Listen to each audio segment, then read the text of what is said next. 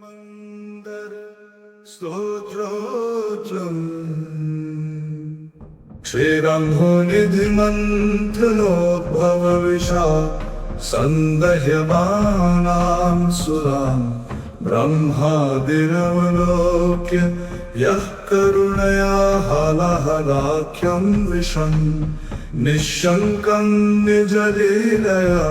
कबलयन् लोकान्धरक्षाधरा दातत्राणपरायण स भगवान् गंगाधरो मे गति क्षीरं स्वादु निपीयमातुलगृहे गत्वा स्वकीयं गृहं क्षीरालाभवशेन खिन्नमनसे घोरं तपः कुर्वते कारुण्यादुपमन्यवे निरवधिं क्षीराम्बुधिं दत्तवान् आर्तत्राणपरायण स भगवान् गंगाधरो मे गति मृत्युं वक्षसि ताडयन् निजपदध्यानैकभक्तं मुनि मार्तत्राणपरायण स भगवान् गंगाधरो मे गति मृत्युं वक्षसि ताडयन् निजपदध्यानैकभक्तं मुनि मार्कण्डेयमपालयत् करुणया लिङ्गाद्विनिर्गत्य यः नेत्राम्भोजसमर्पणेन हरयभीष्टं रथाङ्गं ददौ आर्तत्राणपरायण स भगवान् गंगाधरो मे गति ओढुद्रोणजयद्रथादिरथिकै सैन्यं महत्कौरवम् दृष्ट्वा कृष्णसहायवन्तमपि तं भीतं प्रपन्नार्तिः पार्थं रक्षितवान् मोघविषयं दिव्यास्त्रमुद्बोधयन् आर्तत्राणपरायण स भगवान् गंगाधरो मे गति बालं शैवकुलोद्भवं परिहसत्स्वज्ञातिपक्षाकुलं खिद्यन्तं तव मूर्ध्नि पुष्पनिचयं दातुं समुद्यत्करं दृष्ट्वा नम्यविरिञ्चिरम्यनगरे पूजां त्वदीयां भजन् आर्तत्राणपरायण स भगवान् गंगाधरो मे गति संत्रस्तेषु पुरासुरासुरभया दिन्द्रादिवृन्दारके श्वारूढो धरणीरथं श्रुतिहयं कृत्वा मुरारिं शरं रक्षण्यः कृपया समस्तविबुधान् जित्वा पुरारिं क्षणात् आर्तत्राणपरायण स भगवान् गंगाधरो मे गति श्रौतस्मार्तपथे पराङ्मुखमपि प्रोद्यन् महापातकम् विश्वाधीशमपत्यमेव गतिरित्यालापवन्तं सकृत् रक्षण्यः करुणापयो निधिरिति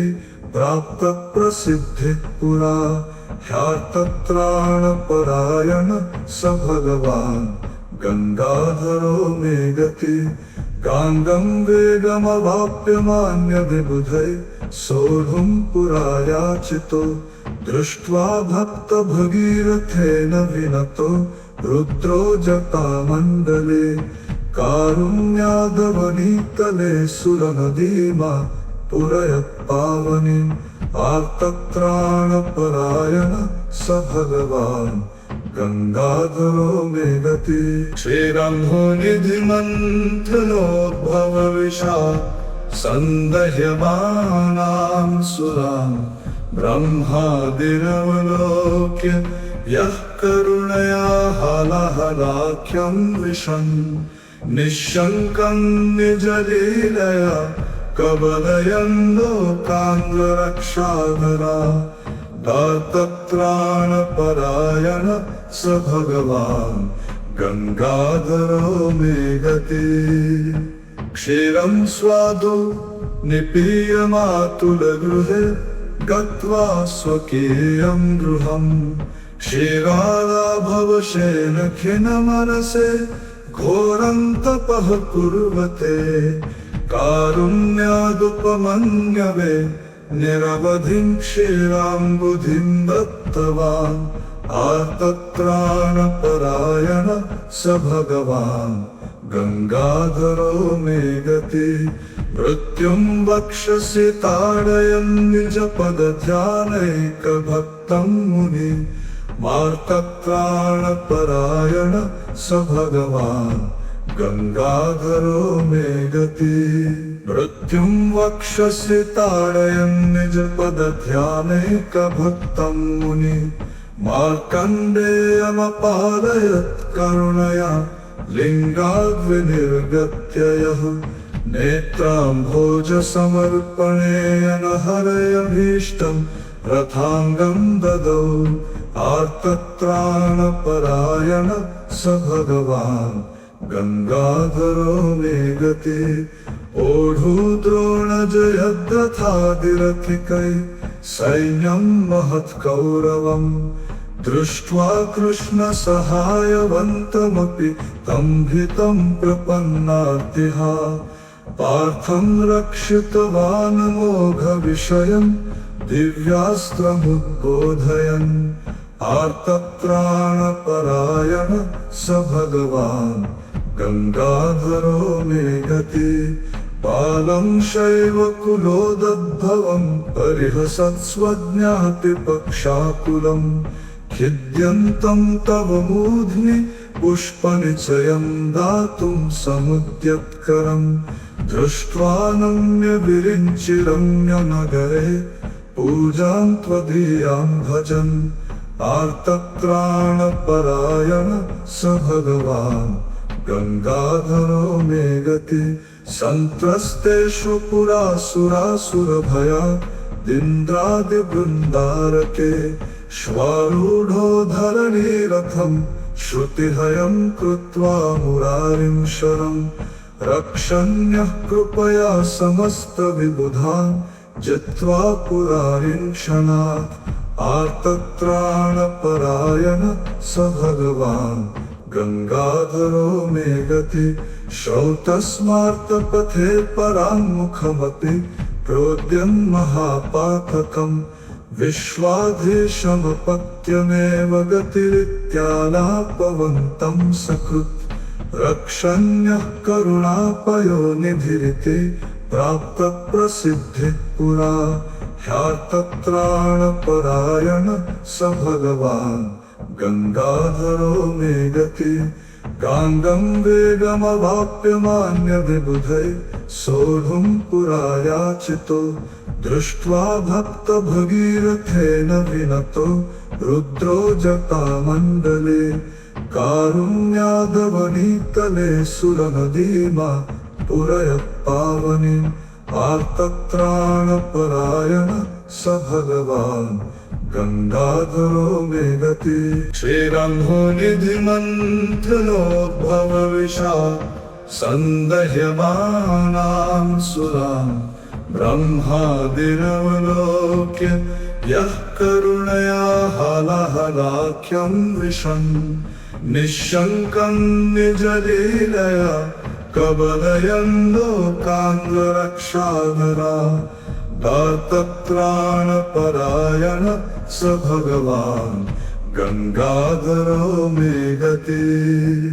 क्षीरं स्वादु निपीयमातुलगृहे गत्वा स्वकीयं गृहम् क्षीरालाभवशेन खिन्नमनसे घोरं तपः कुर्वते कारुण्यादुपमन्यवे निरवधिं क्षीराम्बुधिं दत्तवान् आर्तत्राणपरायण स भगवान्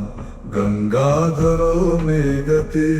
मृत्युं वक्षसि ताडयन् निजपदध्यानैकभक्तं मुनि मार्तत्राणपरायण स भगवान् गंगाधरो मे गति मृत्युं वक्षसि ताडयन् निजपदध्यानैकभक्तं मुनि मार्कण्डेयमपालयत् करुणया लिङ्गाद्विनिर्गत्य यः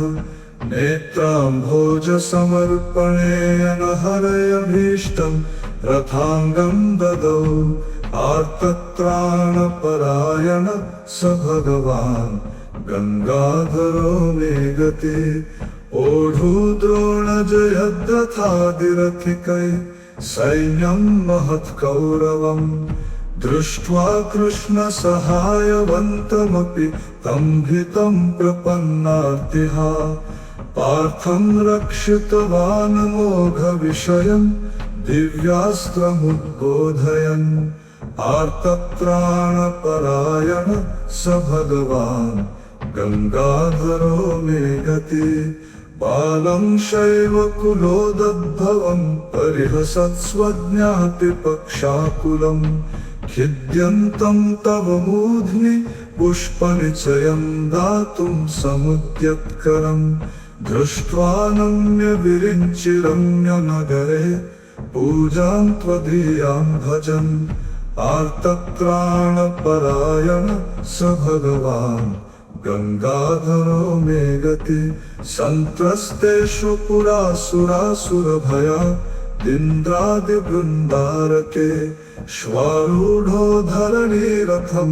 श्रुतिहयं कृत्वा मुरारिं शरं रक्षण्यः कृपया समस्तविबुधान् जित्वा पुरारिं क्षणात् आर्तत्राणपरायण स भगवान् गङ्गाधरो मे गति श्रौतस्मार्तपथे पराङ्मुखमपि प्रोद्यन् महापातकं विश्वाधीशमपत्यमेव गतिरित्यालापवन्तं सकृत् रक्षण्यः करुणापयोनिधिरिति प्राप्तप्रसिद्धिः पुरा ह्यार्तत्राणपरायण स भगवान् गङ्गाधरो मे गति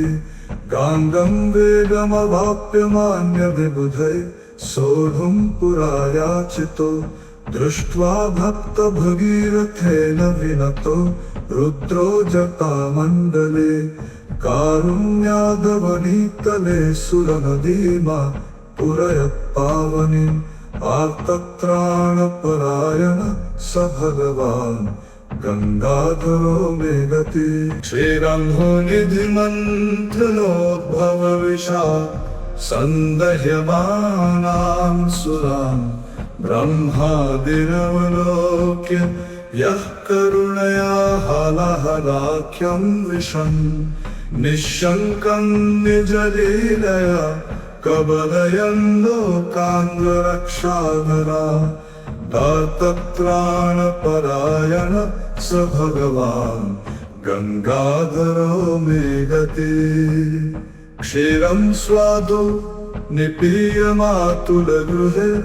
गत्वा स्वकीयं गृहम् क्षीरालाभवशेन खिन्नमनसे घोरं तपः कुर्वते कारुण्यादुपमन्यवे निरवधिं क्षीराम्बुधिं दत्तवान्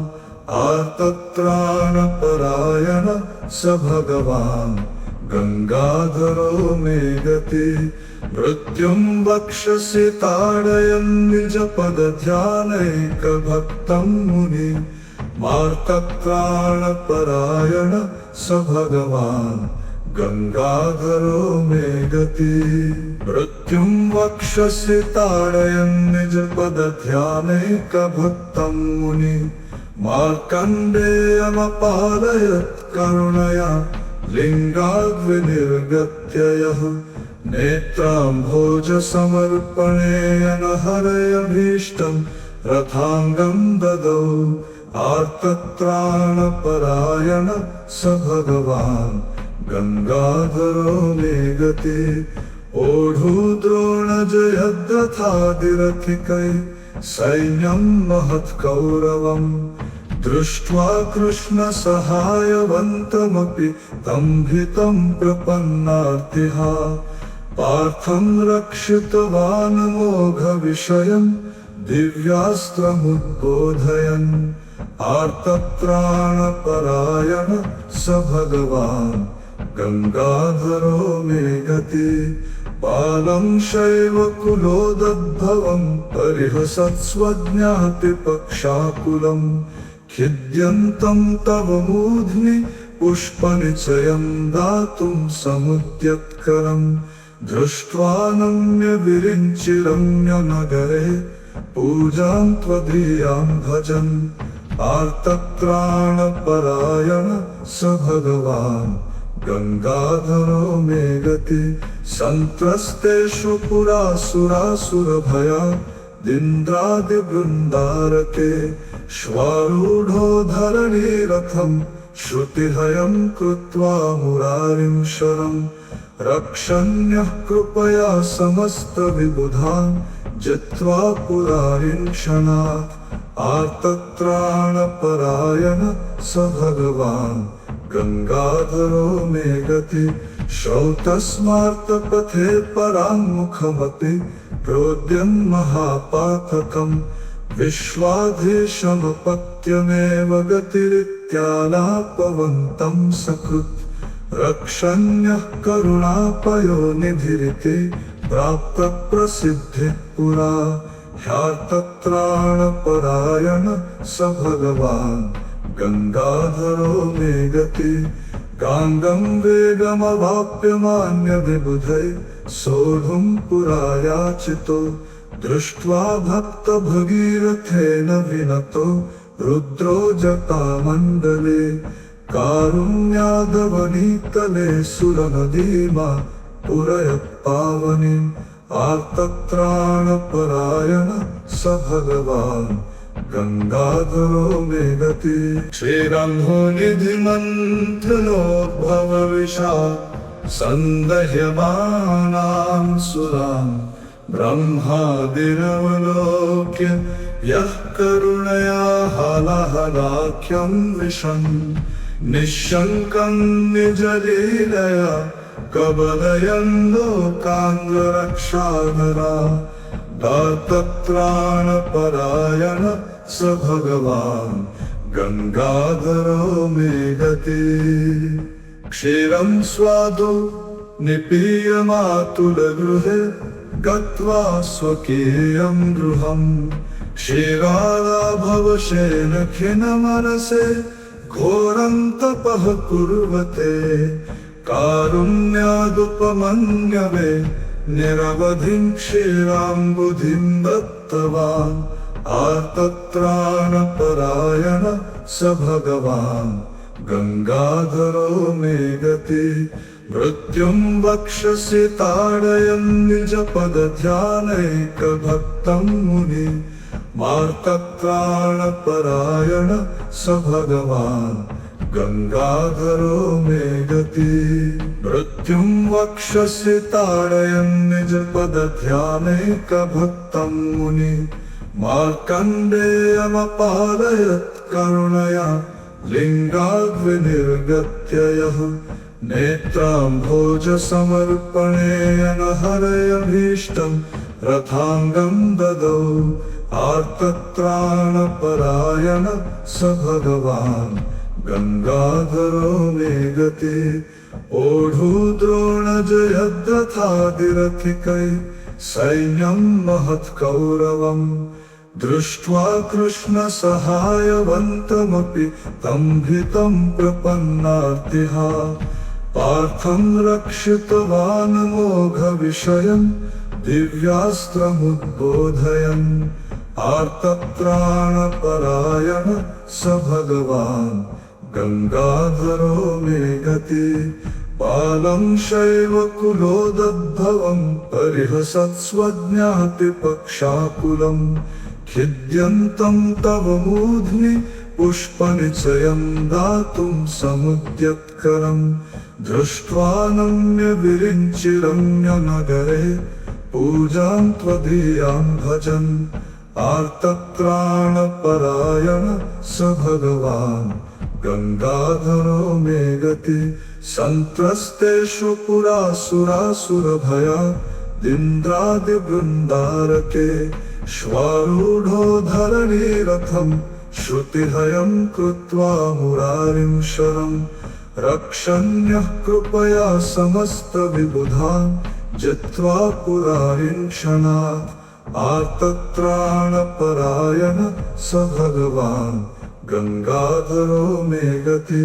श्रौतस्मार्तपथे पराङ्मुखमपि प्रोद्यन् महापातकम् विश्वाधीशमपत्यमेव गतिरित्यालापवन्तं सकृत् रक्षण्यः करुणापयो निधिरिति प्राप्तप्रसिद्धिः पुरा ह्यार्तत्राणपरायण स भगवान् गंगाधरो मे गति गांगं वेगमवाप्यमान्यविबुधै सोढुं पुरा याचितो दृष्ट्वा भक्तभगीरथेन विनतो रुद्रो जटामण्डले कारुण्यादवनीतले सुरनदीमा पुरयत्पावनीम्